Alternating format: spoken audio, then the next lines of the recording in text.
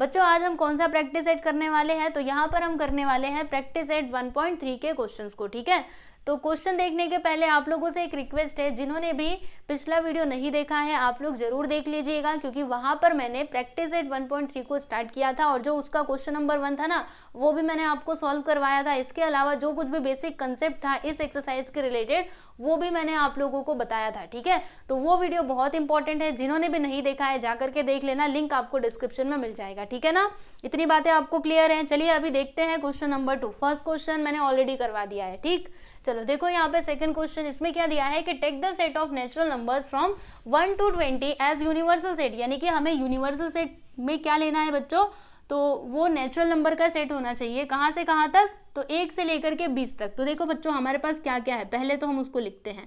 We have, क्या क्या है, तो हमारे पास यूनिवर्सल सेट है ना, जिसके अंदर कौन कौन से एलिमेंट्स आएंगे, तो नेचुरल नंबर्स आएंगे 1 से लेकर के 20 तक के। चलो लिख देते हैं 1 2 3 4 5 6 7 8 9 10 11 12 13 14 फिर 15 16 17 18 19 और ये हो गया 20। ठीक है, तो ये क्या है, ये है आपका यूनिवर्सल सेट। ठीक है, अभी देखो आगे क्या लिखा है, and show set X and Y using Venn diagram, यानी हमें करना क्या है, ये देखो हमने यूनिवर्सल सेट ले लिया। ठीक है, अभी आगे क्या बोला जा रहा है कि ये जो दोनों सेट है ना, सेट एक्स और सेट वाई, ठीक है, इन्हें हमें रिप्रेजेंट करना है किसकी मदद से, तो वेन डायग्राम की मदद से हमें रिप्रेजेंट करना है। ठीक है बच्चों, तो देखो ये हम लोग कैसे कर पाएंगे, ये जो यहाँ पे सेट लिखे गए हैं सेट एक्स और वाई, इसके अंदर कौन कौन से एलिमेंट्स आएंगे पहले तो हमें उसका पता लगाना पड़ेगा, है ना। तो चलिए लिखते हैं, देखो यहाँ पे जो पहला है आपका सेट एक्स, इसके अंदर कौन कौन से एलिमेंट्स आएंगे। यहाँ पे देखो क्या लिखा है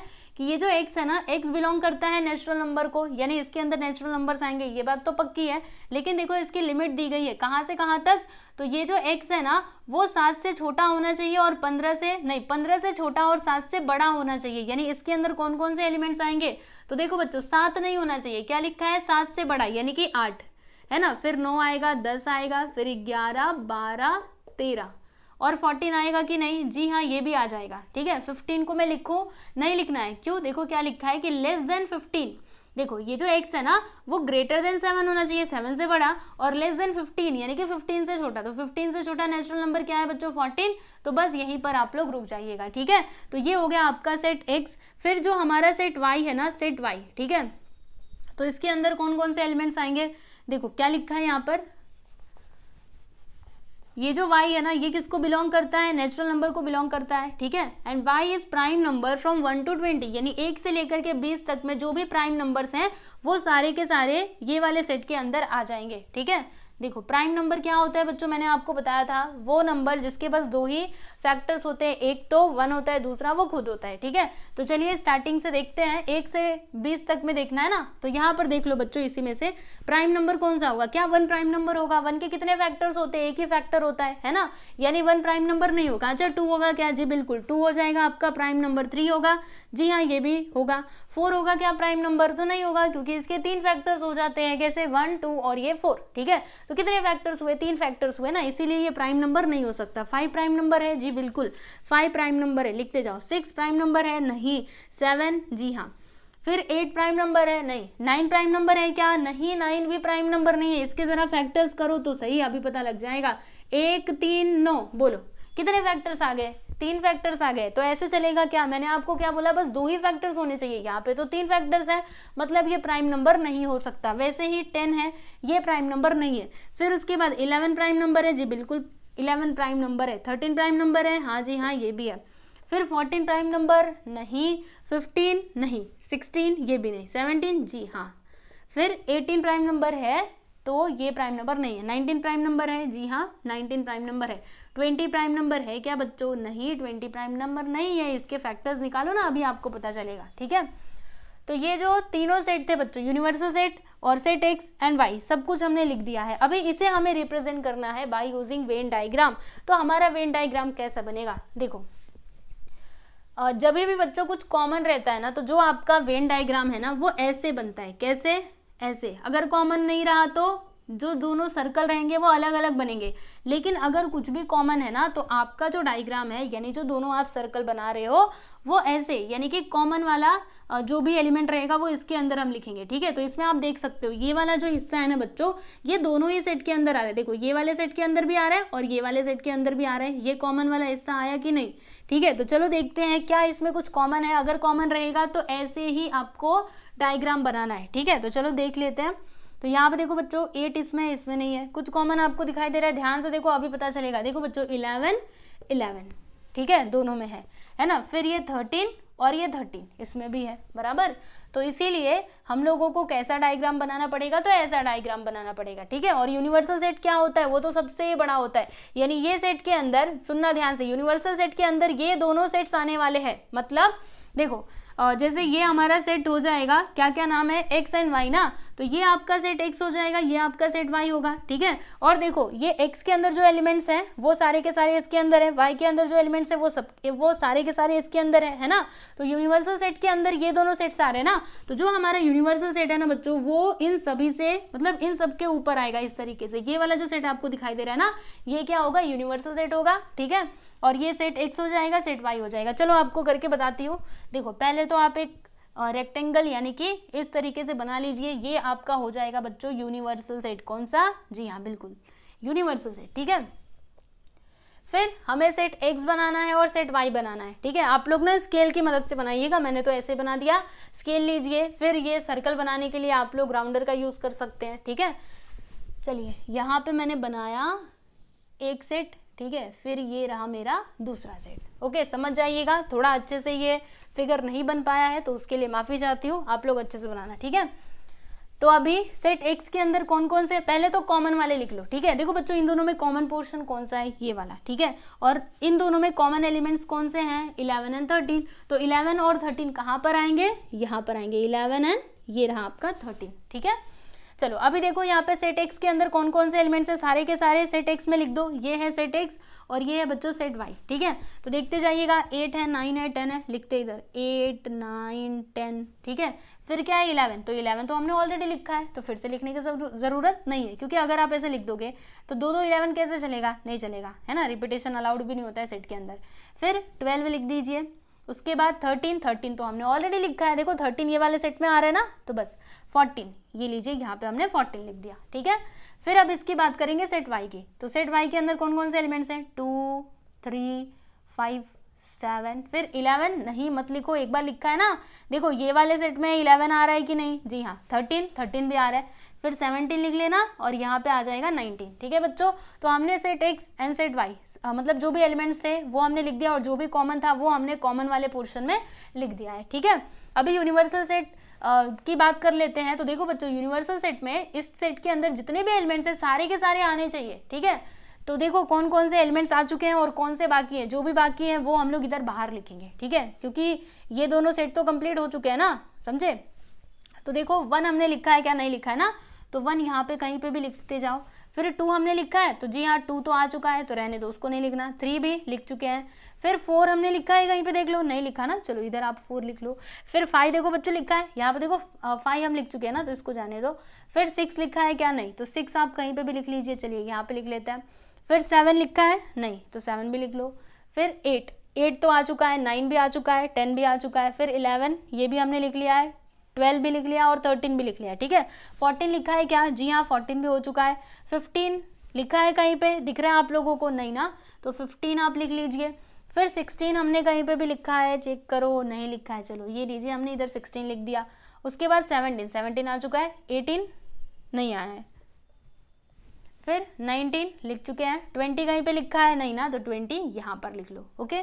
तो इस तरीके से बच्चों वेन डायग्राम बनाया जाता है। देखो ये जो हमारा यूनिवर्सल सेट है, इसके अंदर जितने भी एलिमेंट्स है सब के सब ये सेट के अंदर आ रहे हैं कि नहीं। ये जो बड़ा वाला सेट है ना, ये आपका यूनिवर्सल सेट है। तो देखो यूनिवर्सल सेट के अंदर सारे के सारे एलिमेंट्स सारे देखो 1 2 3 फिर 4 फिर 5 6 7 8 9 10 11 12 13 14 15 16 17 18 19 और ये रहा 20, ठीक है। तो इस तरीके से करना था, सिंपल था ना। चलो अभी आगे चलते हैं, क्वेश्चन नंबर 3 देखते हैं, ठीक है बच्चों। इसमें आपको 2 सेट दिए गए हैं, एक तो है आपका यूनिवर्सल सेट, दूसरा है बच्चों सेट पी, ठीक है। हमें क्या यहाँ पे शो करना है, show the sets U and P, यानी कि U और P एंड P डैश मतलब complement of P by Venn diagram. अच्छा, हमें क्या करना है बच्चों, वेन डायग्राम की मदद से यूनिवर्सल सेट दिखाना है, फिर सेट P भी दिखाना है, और जो उसका कॉम्प्लीमेंट है ना वो भी हमें दिखाना है। कोई बात नहीं, अब भी दिखा देते हैं, बताती हूँ कैसे, ठीक है।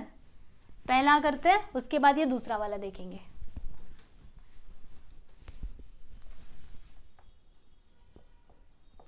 हमारे पास यूनिवर्सल सेट है, बोलो इसके अंदर कौन कौन से एलिमेंट्स हैं, तो 1 से लेकर के 12 तक के नंबर्स लिख दो। नहीं, बीच में मिसिंग है ना, 1 2 3 7 8 9 10 11 एंड ये रहा आपका 12, ठीक है। फिर सेट P है जिसके अंदर एलिमेंट्स हैं 1 3 7 एंड ये हो गया 10, ठीक है।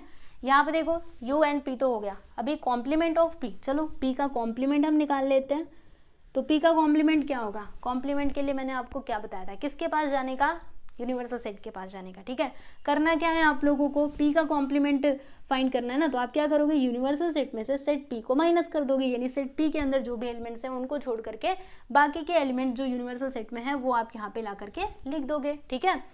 तो कौन कौन से एलिमेंट्स हैं जिन्हें हमें कट करना है, तो देखो 1 को कैंसिल कर दो, 3 को कैंसिल कर दो, फिर 7 को और 10 को, बाकी जो एलिमेंट्स बचे हुए हैं वो लाइए और यहाँ पे ला करके लिख दीजिए, यानी कि 2 फिर 8 आएगा, 9 11 एंड ये रहा आपका 12, ठीक है, समझ गए। अब इसे आपको वेन डायग्राम की मदद से दिखाना है। तो देखो बच्चों, ये क्या है, सेट P है, ये इसका कॉम्प्लीमेंट है, तो इसमें कुछ भी कॉमन नहीं होने वाला, कॉमन तो नहीं है ना, यानी हमारा फिगर ऐसे नहीं बनेगा जैसे हमने पीछे बनाया था ना, ऐसे नहीं बनेगा। तो फिर कैसा बनेगा, ऐसे बनेगा क्या, तो ऐसे भी आप बना सकते हैं, ठीक है, आप ऐसे भी बना सकते हैं, या फिर इसको बनाने का एक और तरीका है, दोनों ही मैं आपको बता देती हूँ, ठीक है। पहले तो हमें यूनिवर्सल सेट बनाना पड़ेगा, तो चलो अब की बार ना मैं स्केल की मदद से बनाती हूँ, आप लोग भी ऐसे ही स्केल की मदद से ही बनाइएगा, ठीक है ना।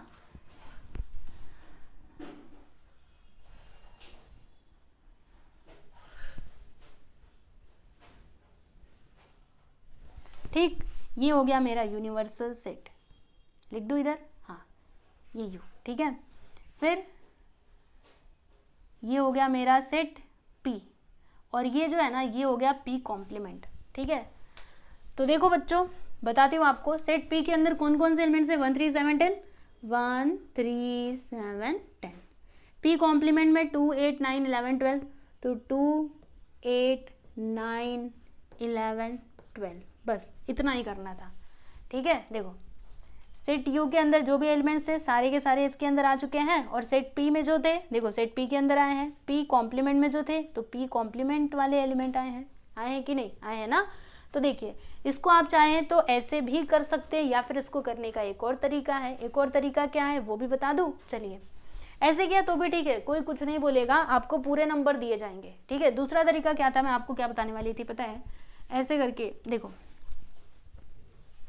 वो मैं आपको रफली समझा देती हूँ, आप समझ जाइए, ठीक है। तो आपका मन करे तो वैसे बना लेना।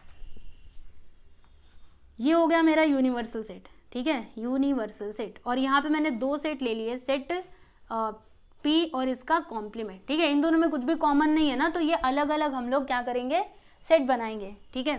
तो ये हो गया मेरा सेट P, और ये हो गया बच्चों P कॉम्प्लीमेंट, ठीक है। सेट P के अंदर जो भी एलिमेंट्स है लिख लो, 1 3 7 और ये रहा 10, ठीक है। और P कॉम्प्लीमेंट के अंदर जो भी एलिमेंट्स है लिख लो, 2 8 11 और ये रहा 12, ठीक है। तो देख लीजिए इस तरीके से भी आप डायग्राम बना सकते हैं, है ना। देखो सेट U है जिसके अंदर ये सारे एलिमेंट्स आ रहे यूनिवर्सल सेट के अंदर, मतलब जो भी एलिमेंट्स थे सेट U में सारे के सारे आए कि नहीं, जी बिल्कुल आए। और P कॉम्प्लीमेंट में जो एलिमेंट्स थे वो भी हमने लिख दिया, 2 8 और 9 तो लिखा ही नहीं, यहाँ पे 9 भी आ जाएगा, 2 9 बहुत छोटा मैंने बना दिया, थोड़ा छोटा छोटा लिखेंगे तो समझेगा आपको। देखो 2 9 फिर 8 11 और ये 12, ठीक है। फिर सेट P के अंदर जो एलिमेंट्स थे वो भी हमने लिखे हैं, देखो 1 3 7 और ये 10, ठीक है। तो आप ऐसे भी कर सकते हो, ऐसे भी कर सकते हो बच्चों, चलेगा, ठीक है। तो फिलहाल मैं अभी मैं एक ही आंसर रहने दूंगी, इसको मैं रफ कर देती हूँ। ठीक है, तो पहला वाला क्वेश्चन का आंसर आप लोगों को समझाना बच्चों, ये हमने कैसे किया। अभी हम बात करेंगे ये सेकेंड वाले की, ठीक है। तो दूसरे में हमें ना प्रूफ करना है, क्या प्रूफ करना है, देखो इधर ध्यान से, इधर हमें प्रूफ करना है, वेरीफाई करना है, प्रूफ नहीं करना। कॉम्प्लीमेंट ऑफ पी और इसका कॉम्प्लीमेंट ये जो है ना, ये सेट पी के इक्वल होगा। तो क्या ये बात सच है? चलिए इसको हम लोग चेक करते, वेरीफाई करते हैं। तो इसके लिए हमें क्या करना होगा बच्चों, पहले तो हमें ये जो p कॉम्प्लीमेंट है इसका कॉम्प्लीमेंट निकालना पड़ेगा, है ना। तो कैसे मिलेगा, देखो हमारे पास p कॉम्प्लीमेंट है, सही है ना। तो हम लोग क्या करने वाले हैं, लेफ्ट हैंड साइड पहले लेते हैं, लेफ्ट हैंड साइड लेंगे और इसको सॉल्व करके लाएंगे बच्चों राइट हैंड साइड, ठीक है। तो कैसे आएगा, देखो लेफ्ट हैंड साइड में क्या है, p कॉम्प्लीमेंट और इसका भी कॉम्प्लीमेंट, ठीक है। तो p कॉम्प्लीमेंट में जो भी एलिमेंट्स है उन्हें हम इधर लिख लेते हैं, देखो ऐसे करके, और इसका कॉम्प्लीमेंट भी चाहिए ना। तो एक काम करो, पहले तो p कॉम्प्लीमेंट लिखो, यहाँ पर ना पहले आप p कॉम्प्लीमेंट लिखिएगा, ठीक है बच्चों। अभी हम लोग लेफ्ट हैंड साइड नहीं लेंगे, रुको थोड़ा अच्छे तरीके से करते हैं। पहले p कॉम्प्लीमेंट लिखते हैं, ठीक है, कॉम्प्लीमेंट ऑफ p। तो क्या होगा, इसके अंदर जो एलिमेंट्स है लिखो 2, 8, 9, 11 एंड ये 12, ठीक है। अब इसका भी हमें कॉम्प्लीमेंट लेना है, तो अभी हम इधर लेफ्ट हैंड साइड लिखेंगे, ठीक है। लेफ्ट हैंड साइड में क्या था, कॉम्प्लीमेंट ऑफ p और इसका भी कॉम्प्लीमेंट, ठीक है। तो देखो बच्चों इसका कॉम्प्लीमेंट क्या आएगा, इसका कॉम्प्लीमेंट हमसे पूछा जा रहा है, ओके। तो इसके लिए हम लोग क्या करेंगे बच्चों, जाएंगे किसमें, यूनिवर्सल सेट के पास जाएंगे और यूनिवर्सल सेट में से p कॉम्प्लीमेंट को माइनस कर देंगे, तभी तो हमें इसका कॉम्प्लीमेंट मिलेगा, ओके। मतलब इसके अंदर जो भी एलिमेंट्स हैं उन्हें हम लोग कैंसिल करने वाले हैं। तो बताइए कौन कौन से एलिमेंट्स हैं इसके अंदर, तो 2, 8, 9, 11, 12, तो 2, 8, 9, 11 और ये 12, ठीक है। बाकी के जो एलिमेंट्स बचे हुए हैं वो हम यहाँ पे लिख देंगे। तो क्या क्या बचा है, 1, 3, 7, फिर 10, हाँ 1, 3, 7 और ये 10, बस इतने ही, ठीक है। तो ये हो गया बच्चों आपका सेट p का सेट p के कॉम्प्लीमेंट का कॉम्प्लीमेंट, ठीक है। तो क्या राइट हैंड साइड आया है, हमने इसका वैल्यू तो निकाल लिया, चलो देखते हैं सेट p हमारा क्या है बच्चों, 1, 3, 7, 10। तो देखो यहाँ पे भी इसके अंदर भी क्या है, 1, 3, 7, 10, यानी कि ये जो आया है ना, ये देखो सेट p के क्या है बच्चों, इक्वल है। और वही बात तो यहाँ पे बताई गई थी, इसे ही हमें वेरीफाई करना था, यानी इसके प्लेस पे हम क्या लिख सकते हैं, सेट p लिख सकते हैं, ठीक है। तो देखो बच्चों ये जो है ये किसके इक्वल आया, इसके इक्वल आया, मतलब जो हमें वेरीफाई करना था वो हमने कर दिया। यहाँ पे लिख दीजिए कि देयरफॉर कॉम्प्लीमेंट ऑफ p का complement which is equal to क्या है, p है, ठीक है। यहाँ पे लिखिएगा हेंस वेरीफाइड, चेक कर लिया हमने, बस इतना ही करना था, ठीक है ना। समझ में आई बात आप लोगों को। तो देख सकते हो यहाँ पर आपका ये जो तीसरा वाला सवाल था ये भी हो चुका है खत्म, ठीक। अब हम चलेंगे आगे, लेकिन उससे पहले इसे आप लोग लिख लीजिए, फिर आगे चलते हैं। फोर्थ क्वेश्चन देखो बच्चों, इसमें सेट ए दिया है और क्या बोला गया है कि right any 3 subsets of set A, यानी हमें क्या करना है, ये जो सेट ए है ना इसके कोई भी 3 सबसेट हम लोगों को लिखने हैं, ठीक है। तो चलो ये क्वेश्चन तो बहुत ही सिंपल है, यहाँ पे हम लिख देते हैं इसका आंसर, और हमें सबसेट लिखना है ना, तो यहाँ पे हम लिखते हैं कि 3 सबसेट्स ऑफ सेट ए, ठीक है। तो कौन कौन से हो जाएंगे बच्चों, आप अपने मन से लिख सकते हो। तो देखो कौन कौन से लिखे हम, पहला सेट तो ये हो सकता है बच्चों, इसके अंदर एलिमेंट्स आ जाएंगे 1, 3 एंड 2, ठीक है, चलेगा ना, या फिर 1, 3 ही ले लो। चलो एक सेट तो ये हो गया, ठीक। और दूसरा सेट क्या हो सकता है, कोई भी 3 हम लोगों को लिखने हैं, तो ये पहला हो गया। दूसरे में हम लिख लेते हैं, क्या लिखें, चलो 2 and 7 लिख लेते हैं, ठीक। और तीसरे सेट में क्या किया जाए, तीसरे सेट आप ऐसे भी कर सकते हो, इसके अंदर बस 1 लिख दो, काम खत्म आपका, ठीक है। तो ये एक ओपन एंडेड क्वेश्चन है, अगर आप चाहो तो इसका आंसर खुद से ही बता सकते हो, है ना। देखो ये वाला सेट इस सेट का सबसेट है कि नहीं, देखो इसमें जो एलिमेंट है वो यहाँ पे है कि नहीं, जी बिल्कुल है, देखो 1 and 3, यानी ये सेट इसका सबसेट है। फिर यहाँ पे देखिएगा 2,7 है ना, इसमें 2,7 मतलब ये सेट भी इसका सबसेट है, और इसमें देखो 1 है और 1 इसके अंदर है कि नहीं, यानी this set is also a subset of set ए, ठीक है। क्लियर हुआ आपको। तो इस तरीके से आप लोग को करना था, इसके आंसर और भी हो सकते हैं, तो आपके दिमाग में जो कुछ भी सेट बन रहे हैं ना, जो इसके सबसेट हो वो आप जल्दी से कमेंट करके बता दो, ठीक है, बताइएगा जरूर। आप ऐसे भी लिख सकते हो, एक और सेट आप लिख सकते हो, ये पूरे एलिमेंट्स इसके अंदर 2 7, ये भी क्या होगा, ये वाला सेट भी इस सेट का सबसेट ही होगा, समझे। और तो और ये जो एम्प्टी सेट है ना, एम्प्टी सेट मैंने आपको क्या बताया था कि जो एम्प्टी सेट है ना वो हर एक सेट का सबसेट होता है। तो अगर आपने एम्प्टी सेट लिखा तो भी चलेगा, ये भी ये वाला सेट भी इस सेट का सबसेट ही होगा, समझे ना। तो हमें बस 3 ही आंसर लिखने देना। तो अभी मैं ये दोनों रफ कर देती हूँ, बाकी आपके दिमाग में अगर कोई भी सेट बन रहा है तो आप मुझे जरूर कमेंट करके बताइए, ठीक है। अभी के अभी कमेंट करो। चलो बच्चों देखते हैं अभी 5th वन। यहाँ पे क्या दिया है कि right the subset relation between the sets, मतलब यहाँ पर कुछ सेट्स दिए गए हैं तो इनके बीच में सबसेट का रिलेशन आप लोगों को लिखना है, ठीक है बच्चों। तो देखो इसे सॉल्व करने के लिए आपको ये बात पता होनी चाहिए कि कौन से स्टेट में, मतलब कौन सा स्टेट कहाँ पर है और उसके अंदर कौन कौन से मतलब कौन कौन से जगह आते हैं, ठीक है, ये आपको पता होना चाहिए। जैसे देखो ये जो पुणे है ना, ये कौन से स्टेट में आता है बताइए, महाराष्ट्र में आता है, ठीक है, जानते हैं सभी। फिर ये जो मध्य प्रदेश है, मध्य प्रदेश नहीं, ये इंदौर, ठीक है, इंदौर कौन से स्टेट में आता है बच्चों, पता है आप लोगों को, नहीं पता है तो जान लीजिए। ये जो इंदौर है ना वो मध्य प्रदेश में आता है। मध्य प्रदेश क्या है, वो एक स्टेट है, ठीक है। ये इंदौर कहाँ पे आता है, तो कौन से स्टेट में आता है, मध्य प्रदेश में आता है, ठीक है। जैसे कि अगर ये आपका पूरा मध्य प्रदेश है ना बच्चों, तो इंदौर कहाँ पर आएगा, इंदौर इसके अंदर आएगा, इससे बाहर नहीं जाएगा, समझे। फिर और क्या है, और तो ज़्यादा कुछ है नहीं। इंडिया तो आप जानते ही हैं, महाराष्ट्र भी आप जानते ही हैं, ठीक है। तो चलो अभी सबसेट का रिलेशन यहाँ पे बता दिया जाए। तो पहले हम लोग, चलो इसका आंसर मैं लिखती हूँ यहाँ पे, ठीक है। आंसर पहले ये सेट पी की बात करते हैं, ठीक है। पहले आप समझ लो ये सेट पी क्या है बच्चों, तो P is the set of all residents in Pune, यानी कि पी किसका सेट है, तो वो रेसिडेंट जो कहाँ पे रहते हैं, तो मतलब कौन से रेसिडेंट की बात की जा रही है, पुणे वाले रेसिडेंट की बात की जा रही है, ठीक है, सेट पी में। फिर एम क्या है बच्चों, तो M is the set of all resident in Madhya Pradesh, ठीक है। फिर I is the set of all residents in Indore, and B is the set of all residents in India, and last one क्या है, H is the set of all residents in Maharashtra, okay. तो देखो बच्चों ये P4 क्या है, पुणे है ना। तो पुणे किसके अंदर आता है, मतलब ये जो P है ना, P सेट P, ये किसका सबसेट होगा बच्चों। तो देखो हम जानते हैं, आप सपोज करो कि ये पूरा महाराष्ट्र है, ठीक है, महाराष्ट्र के अंदर क्या आएगा, पुणे आएगा, ये आपका पुणे है। तो हम ऐसा बोल सकते हैं कि ये जो पुणे है ना, ये क्या है, महाराष्ट्र का सबसेट है, बोल सकते हैं कि नहीं, क्योंकि ये जो पुणे है वो किसके अंदर आ रहा है, बोलो जल्दी से, महाराष्ट्र के अंदर ही आ रहा है। तो हम इधर क्या लिखेंगे कि P is the subset of M, M नहीं, क्या था, महाराष्ट्र का क्या है, H है ना, तो यहाँ पे H लिखिएगा, ठीक है बच्चों, यस। और कुछ भी यहाँ पे रिलेशन बन रहा है क्या, तो देखो एक और बात बताती हूँ। जैसे कि ये जो पुणे है ना बच्चों, ये आपका पूरा इंडिया है, आप ऐसे समझिए, ये आपका इंडिया है, this is your India, Bharat, okay. और ये आपका स्टेट है, ये आपका पुणे है, ठीक है।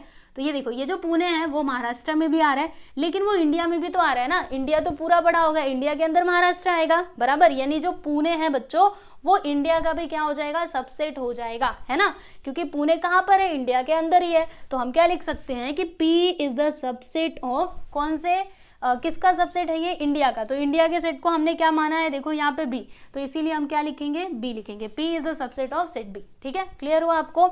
और कोई यहाँ पे P का रिलेशन आपको दिखाई दे रहा है क्या, सबसेट का रिलेशन देख लो। तो मध्य प्रदेश और इंदौर, तो इनका तो कोई भी कनेक्शन नहीं है, दूर दूर तक कोई कनेक्शन नहीं है, सही है ना, क्योंकि देखो मध्य प्रदेश के अंदर पुणे आता नहीं है, इंदौर के अंदर पुणे नहीं आता, ठीक है। चलो ये P का खेल तो खत्म हुआ, अब हम आ जाते हैं M पर। M फॉर क्या है बच्चों, मध्य प्रदेश, ठीक है। तो ये जो मध्य प्रदेश है ये किसका सबसेट हो जाएगा बच्चों, मध्य प्रदेश, मतलब M फॉर मध्य प्रदेश, ठीक है। तो देखो मैंने आपको क्या बताया था, ये जो इंदौर है ना वो मध्य प्रदेश के अंदर आता है, मध्य प्रदेश, इंदौर के अंदर मध्य प्रदेश नहीं आता। देखो बताती हूँ आपको, ये आपका MP है यानी मध्य प्रदेश है, और ये आपका इंदौर है, ठीक है। तो ये जो मध्य प्रदेश है ना बच्चों वो इंडिया का सबसेट तो होगा, लेकिन इंदौर का सबसेट नहीं हो सकता। क्यों नहीं हो सकता, क्योंकि देखो तो सही, ये जो मध्य प्रदेश है ना वो इंदौर के अंदर थोड़े ना आएगा, ठीक है, इंदौर मध्य प्रदेश के अंदर इंदौर आएगा, मतलब ये जो इंदौर है ना वो सबसेट होगा मध्य प्रदेश का, लेकिन मध्य प्रदेश इसका सबसेट नहीं हो सकता, ठीक है।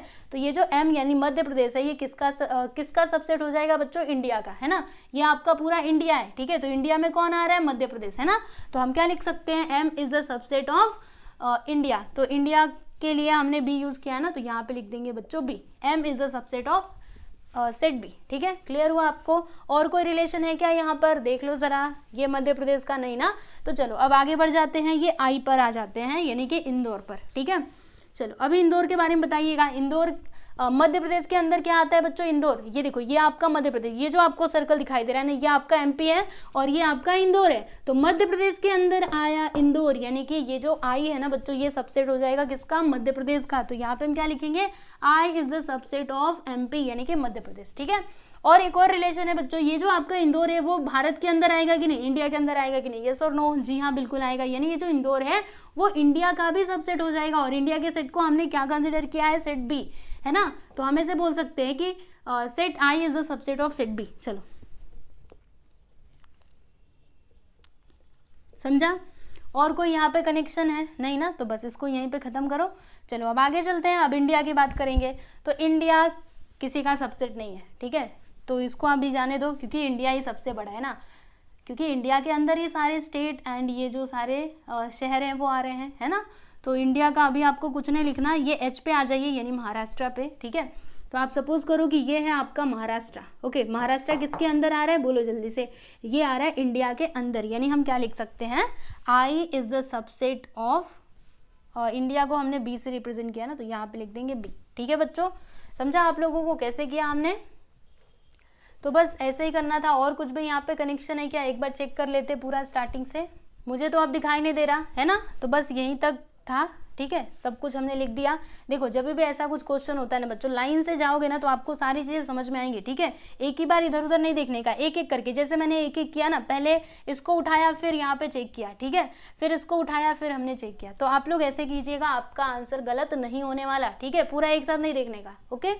चलो आगे चलते हैं, अभी दूसरा वाला क्वेश्चन देख लेते हैं। ये 5th का ही सेकंड सब क्वेश्चन है। इसमें पूछा गया आपसे कि which set can be the universal set for above sets, यानी कि ये जो सारे सेट्स है ना बच्चों, ठीक है, इनमें यूनिवर्सल सेट कौन सा सेट होगा। तो देखो ये रहा आपका सेट, ओके, मतलब ये एक इंदौर वाला सेट है, और ये आपका सपोज कर लो कि ये महाराष्ट्र नहीं, ये एमपी वाला सेट है, ठीक है। तो इसमें आपका यूनिवर्सल सेट क्या हो जाएगा बच्चों, तो ये पूरा ये वाला जो आपको दिखाई दे रहा है बड़ा वाला सेट, क्योंकि बड़ा वाला सेट ही क्या होता है, यूनिवर्सल सेट होता है ना, मतलब ये जो बड़ा वाला यानी कि जो इंडिया वाला सेट है वही हमारा क्या हो जाएगा बच्चों, तो वो हो जाएगा यूनिवर्सल सेट, ठीक है। क्योंकि देखो इंडिया के अंदर पुणे भी आता है, मध्य प्रदेश भी आता है, इंदौर भी आता है और महाराष्ट्र भी आता है। ये जो सारे स्टेट्स हैं ये सब कहाँ पे आते हैं, इंडिया के अंदर ही आते हैं, मतलब ये सब कहाँ से निकले, इंडिया से ही निकले, ठीक है। इसीलिए ये वाला जो सेट है ना बच्चों, ये आपका यूनिवर्सल सेट हो जाएगा। बाकी सारे उसके बच्चे होंगे, ये पापा होगा, ये होगा पापा, बाकी सारे बच्चे, ठीक है। तो चलो लिख देते हैं।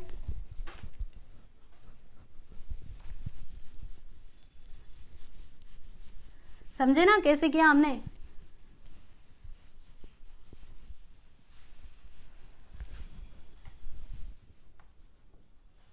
स्टेटमेंट में पूछा गया है तो आंसर लिखिएगा कि set B can be the universal set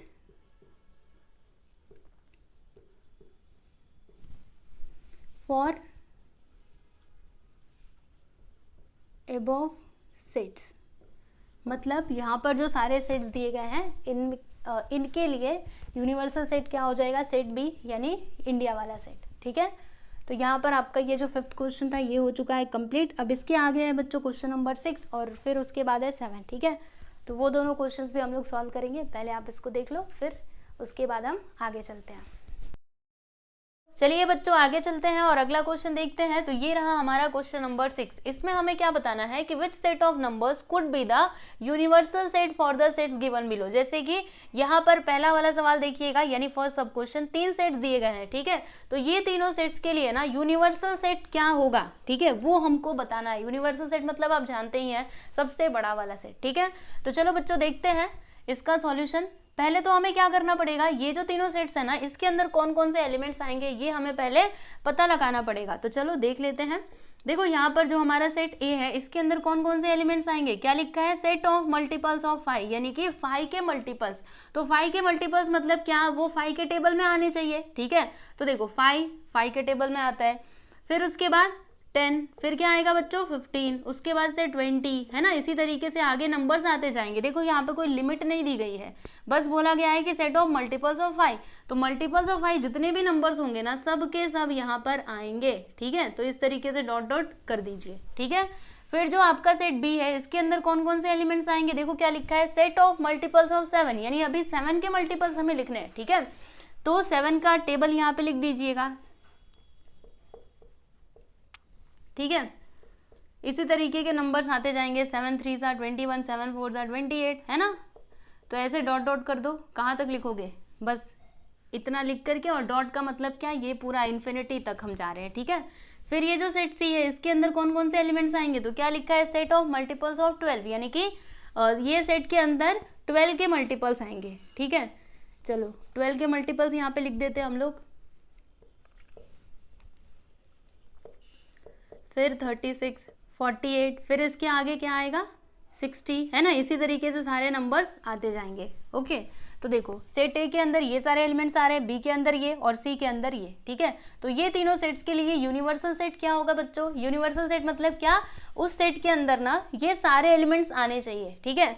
तो कौन सा ऐसा सेट होगा बच्चों जिसके अंदर ये सारे एलिमेंट्स आए, तो देखो मैंने आपको सेट्स बताए थे ना, एक तो नेचुरल नंबर का सेट होता है, दूसरा होल नंबर, फिर उसके बाद इंटीजर होता है कि नहीं। नेचुरल नंबर में मैंने आपको क्या बताया था कि ये 1 से स्टार्ट होता है और पूरा इन्फिनिटी तक जाता है, ठीक है। होल नंबर के लिए क्या बताया था, ये 0 से शुरू होता है और पूरा इन्फिनिटी तक जाता है, ठीक है।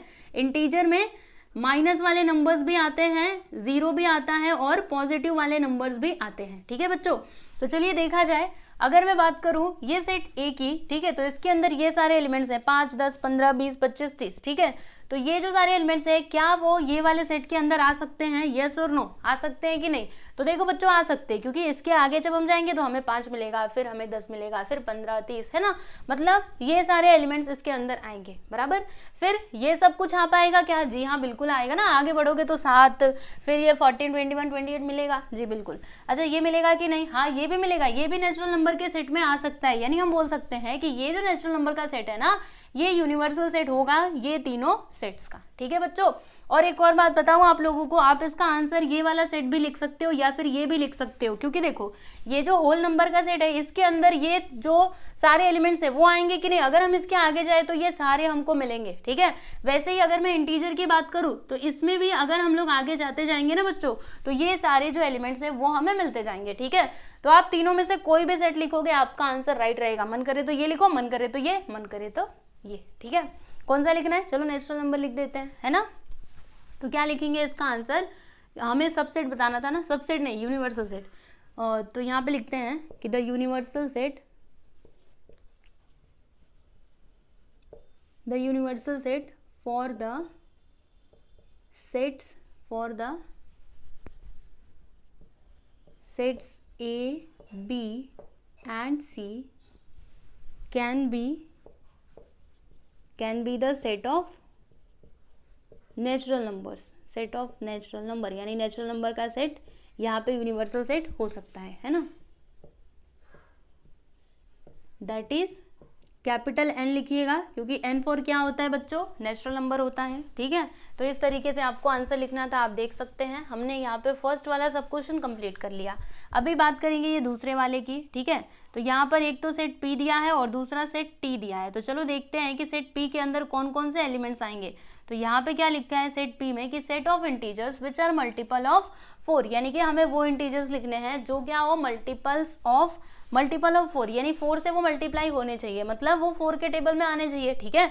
तो कौन कौन से नंबर्स आ जाएंगे, 4 आएगा, 8 आएगा, 12 भी आएगा, उसके बाद से क्या आ सकता है 16, है ना। फिर उसके बाद क्या आता है 20, फिर उसके बाद 24, इसी तरीके से आगे आपके नंबर्स आते जाएंगे। कौन से सेट में, तो इस सेट P में, ठीक है बच्चों। अभी बात करते हैं सेट T की। तो यहाँ पे क्या लिखा है कि set of all even square number, यानी कि हमें स्क्वायर नंबर तो लेना है लेकिन इवन, ठीक है। पहले तो आप ये समझिएगा कि ये स्क्वायर नंबर का मतलब क्या होता है। तो देखो ये जो 4 है ना, ये क्या है बच्चों, ये आपका स्क्वायर नंबर है, क्योंकि अगर मैं 2 का स्क्वायर करूँ तो मुझे क्या मिलता है 4 मिलता है। वैसे ही ये जो 9 है ना, ये भी आपका स्क्वायर नंबर है, क्योंकि अगर मैं 3 का स्क्वायर करूँ तो मुझे क्या मिलता है, जी हाँ बिल्कुल हमें 9 मिलता है। फिर 4 का स्क्वायर करेंगे तो 16, ये भी आपका स्क्वायर नंबर है। इसके बाद 5 का स्क्वायर करो तो 25, फिर 6 का स्क्वायर करेंगे तो 36, उसके बाद आगे बढ़ो 7 का स्क्वायर करेंगे तो 49, है ना। फिर 8 का स्क्वायर करेंगे तो 64, समझ रहे हो कि नहीं। तो ये जो सारे नंबर्स मैंने यहाँ पर लिखे ना, ये आपके कैसे नंबर्स हैं, तो स्क्वायर नंबर्स हैं, ठीक है। तो यहाँ पे क्या बोला गया है कि स्क्वायर नंबर तो होना चाहिए, लेकिन कैसा, इवन। इवन मतलब आप जानते हो ना, वो नंबर जिसको हम लोग 2 से डिवाइड कर सकें, ठीक है। तो कौन कौन से नंबर इस सेट के अंदर आएंगे, तो देखो एक तो 4 आ जाएगा, क्योंकि 4 को हम 2 से डिवाइड कर सकते हैं, यस और नो, कर सकते हैं ना, वो इवन है, इसके लिए आप लोग यहाँ पर 4 लिखेंगे। उसके बाद से क्या आ रहा है बच्चों, कौन सा स्क्वायर नंबर, 9। तो क्या 9 को हम 2 से डिवाइड कर सकते हैं, क्या ये इवन नंबर है, ये तो ऑड नंबर है, क्योंकि ये 2 से डिवाइड नहीं होने वाला, ठीक है। तो इसीलिए हम लोग इसको नहीं लिखेंगे, ये 16 को लिखेंगे। चलिए 16 आ जाएगा। फिर उसके बाद क्या आएगा, 16 को 2 से डिवाइड किया जा सकता है, ये इवन नंबर है, ओके। अभी क्या ये इवन नंबर है, तो 25 को 2 से डिवाइड कर सकते हो, नहीं कर सकते, इसीलिए इसे हम नहीं लिखेंगे। फिर ये 36 लिखना होगा कि नहीं, 36 इवन नंबर होता है ना, क्योंकि इसको हम लोग 2 से डिवाइड कर सकते हैं, इसके लिए ये 36 को यहाँ पर लिखा जाएगा, ठीक है। चलो आगे बढ़ जाओ। क्या हम 49 को 2 से डिवाइड कर सकते हैं, यस और नो, नहीं कर सकते। ये लास्ट में 9 आ गया, कहाँ से कर पाओगे, है ना। 2 से डिवाइड करने के लिए लास्ट में 0 या फिर कोई इवन नंबर होना चाहिए, जैसे कि 2, 4, 6, 8, समझे। इधर तो 9 है, मतलब ये 2 से डिवाइड नहीं हो सकता, ठीक है। अच्छा 64 ये हो सकता है, चलो 64 को लिख दो। फिर इसके आगे जब जाओगे तो 8 तक किया था ना, चलो 9 का भी बता देती हूँ। 9 का स्क्वायर करेंगे तो 81, क्या 81 को हम 2 से डिवाइड कर सकते हैं, नहीं कर सकते। इसके आगे जाएंगे तो 10 का स्क्वायर 100, क्या हम इसको 2 से डिवाइड कर सकते हैं, यस कर सकते हैं। इसके लिए यहाँ पे जो आपका 100 है ना बच्चों, ये भी आएगा, ओके। इसी तरीके से सारे नंबर्स यहाँ पे आते जाएंगे, क्योंकि इसमें कोई लिमिट नहीं बताई गई है, ठीक है, समझे कि नहीं। तो अभी ये दोनों सेट्स के लिए यूनिवर्सल सेट कौन सा सेट होगा बच्चों, तो देख लो ये तीनों में से, तो तीनों के तीनों हो जाएंगे ना, क्योंकि देखो यूनिवर्सल सेट मतलब वो सेट होता है जिसके अंदर ये सारे एलिमेंट्स आए। तो देखो बच्चों नेचुरल सेट के अंदर ये सारे एलिमेंट्स आएंगे, जी हाँ, ये होल नंबर में भी आएंगे, इंटीजर में भी आएंगे, ठीक है। तो आप चाहो तो ये लिख दो, मन करे तो ये, मन करे तो ये, वो आपके ऊपर है, ठीक है। तो चलो जैसे हमने इसका आंसर लिखा था वैसे हम लिख देते हैं कि the universal set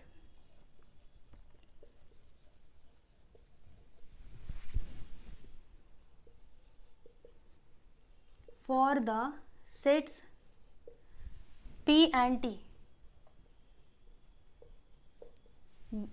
P and T can be the set of whole numbers, इस बार ले लेते हैं, ठीक है। set of whole numbers, या फिर इंटीजर भी आप ले सकते हो, वो आपके ऊपर है। चलो whole numbers ही लिख देते हैं, ठीक। that is W, whole number को इसी से रिप्रेजेंट किया जाता है ना। तो ये देखिए मैंने लिख दिया, बस यहाँ पे आपका ये वाला क्वेश्चन कंप्लीट हुआ, ठीक है। तो क्वेश्चन नंबर 6 हमने सॉल्व कर लिया। चलिए आगे चलते हैं 7th क्वेश्चन की तरफ।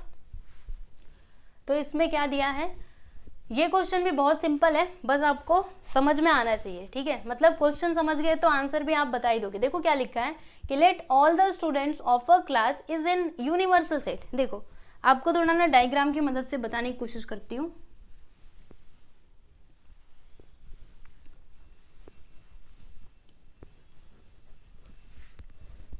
यहाँ पर यूनिवर्सल सेट क्या होगा बच्चों, तो जो सारे, सपोज करो एक क्लास है, ठीक है, तो उसमें जितने भी बच्चे हैं ना वो आपका यूनिवर्सल सेट हो जाएगा। देखो इस तरीके से आप मान लीजिए कि ये हो गया बच्चों आप लोगों का यूनिवर्सल सेट, ठीक है। इसमें क्या है, सारे बच्चे, तो सारे बच्चे कितने होंगे, एक क्लास में जो सारे बच्चे होंगे वो कितने होंगे बच्चों, 100%। 100% ही तो होता है ना, जैसे मैंने एक सर्कल बनाया, ठीक है, तो ये पूरा कितना परसेंट होगा, सर्कल या फिर कुछ भी रहे, मतलब कोई भी चीज आपके पास है, ठीक है, तो वो क्या होता है 100%, ओके। तो जब हम उसके पार्ट्स करते हैं ना तब जाके वो 25% होता है, या फिर जैसे समझ लीजिए मैं आपको बता देती हूँ, ये पूरा गोला है, सपोज करो 100%, ठीक है। अभी मैंने इसको ऐसे करके बांट दिया, तो मैंने क्या किया, 50-50% में इसको डिवाइड कर दिया है ना, तो ये वाला हिस्सा हो जाएगा 50%, ये भी कितना होगा 50%, ठीक है। अभी मैंने इसको फर्दर और डिवाइड किया और इक्वल पार्ट में, देखो इस तरीके से मैंने इसको ऐसे डिवाइड कर दिया, ये सभी इक्वल पार्ट्स हैं, तो ये हो जाएगा 25, ये भी 25, ये भी 25% और ये भी 25%, समझे कि नहीं। यानी ये जो पूरा मतलब पूरा ये जो यूनिवर्सल सेट है वो क्या है बच्चों, आपका 100% है, ठीक है। आगे देखो क्या लिखा है कि let set A be the students who secure 50% और मोर मार्क्स इन मैथ्स, यानी कि हमें एक सेट ए लेना है, सपोज करो कि ये है आपका सेट ए, ठीक है। तो क्या बोला गया है कि सेट ए ना वो ऐसे बच्चों का सेट है जिन्होंने मैथ्स में 50% या फिर उससे ज़्यादा मार्क्स, देखो 50% या फिर उससे ज़्यादा मार्क्स क्या किए हैं, स्कोर किए हैं, ठीक है।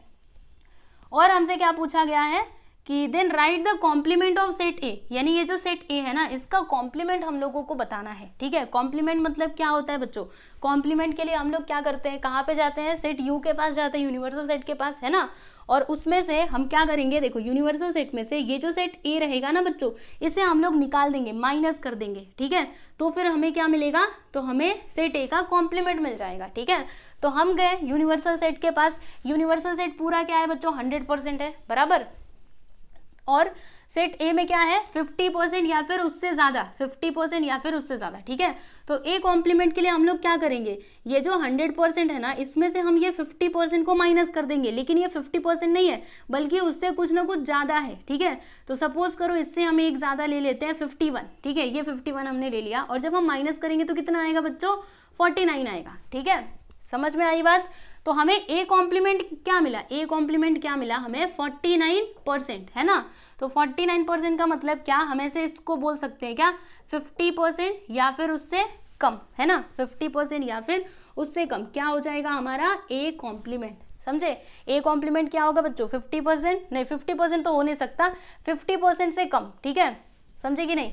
और ये जो है ना ये 50% के बराबर या फिर उससे ज़्यादा हो सकता है सेट ए। तो इसका कॉम्प्लीमेंट क्या होगा, सपोज करो यहाँ पे ये इसका कॉम्प्लीमेंट वाला सेट है, तो ये क्या हो जाएगा, 50% से कम, ठीक, समझे कैसे किया हमने। तो ऐसे करके आपको डायग्राम नहीं बनाना है, बस आपको लिखना है सिंपल तरीके से। चलो बताती हूँ कैसे लिखना है, बस मैंने आपको ये समझाने के लिए पूरा प्रोसेस बताया, बाकी ऐसे नहीं करना है, ठीक है। पक्का समझे ना, मैंने कोशिश की थोड़ा आपको डायग्राम की मदद से बताऊं, शायद से आप समझ ही गए होंगे, है ना। देखो अगर समझते हो तो कमेंट करके ज़रूर बताया करो, ओके। और कुछ नहीं आता है तो वो भी बताइए, मैं ज़रूर उसमें सुधार करूँगी।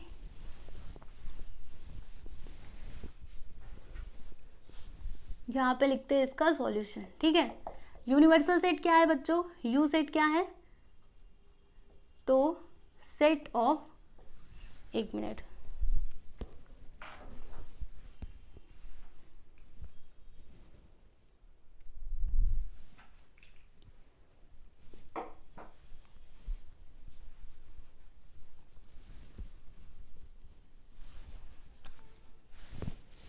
set of all the students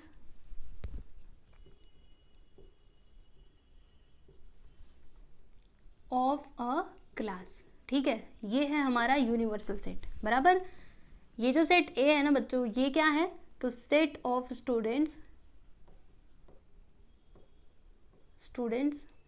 who secure, जिन्होंने कितना मार्क्स पाया है मैथ में, तो 50%, या तो 50% या फिर और मोर मार्क्स, यानी कि 50, देखो ऐसे 50% या फिर उससे ज़्यादा, यानी इसके बराबर भी और इससे ज़्यादा भी हो सकता है, ठीक है। मतलब 50% भी हो सकता है, उससे ज़्यादा भी हो सकता है। तो क्या लिखा हमने, set of students who secure 50% और मोर मार्क्स इन मैथ्स, ठीक है, समझे कि नहीं। तो हमें इसका कॉम्प्लीमेंट बताना था ना, तो देखो बच्चों इसका कॉम्प्लीमेंट क्या हो जाएगा, यहाँ पे हम लिखते हैं कि देन कॉम्प्लीमेंट ऑफ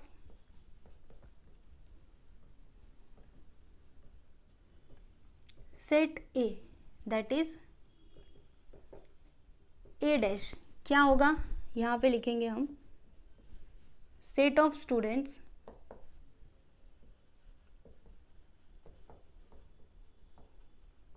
देखो एक बार फिर से आपको समझाती हूँ, ध्यान से सुनना। जो आपका यूनिवर्सल सेट है ना बच्चों, वो क्या हो जाएगा, वो होगा हमारा पूरा 100%, ठीक है। और जो हमारा सेट ए है ना, वो क्या होगा, वो या तो 50% होगा या फिर इससे ज़्यादा, यानी कि 51 भी हो सकता है, 52 भी हो सकता है, ठीक है। इस तरीके से 50% भी हो सकता है या फिर उससे ज़्यादा भी हो सकता है, क्योंकि यहाँ पे साफ साफ बोला गया है या तो 50% या फिर उससे ज़्यादा, ठीक है। तो जो ए कॉम्प्लीमेंट है ना, वो क्या होगा, इसके लिए हम लोग क्या करेंगे, यू में से ए को माइनस करेंगे, है ना। यहाँ पे चाहिए तो आप लिख करके बताओ, ठीक है, पूरा लिख करके एक्सप्लेन करोगे तो ज़्यादा अच्छा रहेगा। ऐसे कैसे, देखो ऐसे, आप बता दीजिए कि हमें इसके लिए क्या करना है, u में से a को माइनस करना है, ठीक है। यहाँ पे इक्वल का साइन लगा दो ऐसे करके, ठीक। तो अभी a कॉम्प्लीमेंट क्या हो जाएगा, अगर मैं ये 100% में से 50 को माइनस करती हूँ, ठीक है, तो क्या आएगा 50% आएगा। और अगर मैंने 51 को माइनस किया तो क्या आएगा 49% आएगा, ठीक है। यानी a कॉम्प्लीमेंट क्या हो जाएगा बच्चों, क्या लिखूंगी मैं, set of students who secure 50% और लेस मार्क्स इन मैथ्स। मतलब देखो, अगर मैंने ये जो सेट ए है, अगर मैंने उसको 50% कंसिडर किया तो a कॉम्प्लीमेंट मुझे क्या मिलेगा, 50% मिलेगा, ठीक है। तो हम ये 50% लिखेंगे। या फिर अगर मैंने क्या किया, इसको जो है 51% मतलब कंसिडर किया सेट ए को, तो फिर हमें ए कॉम्प्लीमेंट क्या मिलेगा बच्चों, 50% से कम मिलेगा। तो यहाँ पे ये मोर की जगह हम क्या लिखेंगे, लेस लिखेंगे, ठीक है। क्लियर हुआ आपको? चलो अभी लिख देते हैं फटाक से इसका आंसर, है ना, एक लाइन में ही तो इसका आंसर लिखना है। देखिए ऐसे हम लिखेंगे कि A complement which is equal to set of students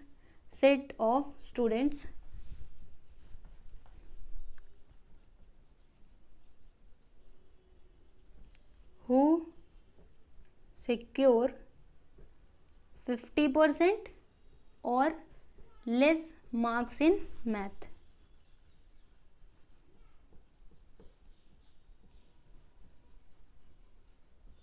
समझे कैसे किया हमने? आई होप कि आपको समझ में आया ही होगा, ठीक है बच्चों। तो अच्छे से आप लोग समझ लेना, या तो देखो 50% कैसे आया, थोड़ा सा आप दिमाग लगाओगे आपको पता चल जाएगा, ठीक है। ये बस लेस देन नहीं, बल्कि यहाँ पे ये 50% भी आएगा, क्योंकि अगर मैंने 100 में से 50 को माइनस किया तो 50 ही आता है ना। तो ये तो मुझे लिख करके बताना पड़ेगा, सीधी सी बात है, आप भी जरा सोचिए, ये तो बताना पड़ेगा ना, ठीक है। तो इसके लिए मैंने क्या लिखा है, या तो 50%, देखो 50% के जो हमारा ए कॉम्प्लीमेंट है ना, वो 50% के इक्वल भी हो सकता है और उससे छोटा भी हो सकता है, ठीक है। कौन, ए कॉम्प्लीमेंट, ठीक है। यहाँ पे लिखते हैं, देखो ऐसे, ए कॉम्प्लीमेंट इज, ये तो ग्रेटर देन हो गया, कैसे लिखे, नहीं आप समझ लो ना, ऐसे लिख करके बताना थोड़े ना, आंसर तो हमने लिख दिया, ठीक है। तो यहाँ पर फाइनली आपका ये जो प्रैक्टिस एट 1.3 है ना बच्चों, ये कंप्लीट हुआ है, ठीक है, पूरा हमने कंप्लीट कर लिया। और क्वेश्चन नंबर 1 हमने पिछले वाले वीडियो में किया था, मैंने आपको बताया ही था स्टार्टिंग में, और जो बाकी के बचे हुए क्वेश्चंस थे वो हमने यहाँ पर कंप्लीट कर लिए, ठीक है। तो मुझे पूरी उम्मीद है आप लोग को सारे क्वेश्चन समझ में आए होंगे, ठीक है। तो ये वीडियो आपको कैसा लगा कमेंट करके आप जरूर बताइए, आपको सारे क्वेश्चन समझ में आ रहे हैं कि नहीं आ रहे, ठीक है। तो चलो बच्चों, आज के लिए बस इतना ही, अभी मिलेंगे हम लोग नेक्स्ट वीडियो में। Goodbye everyone.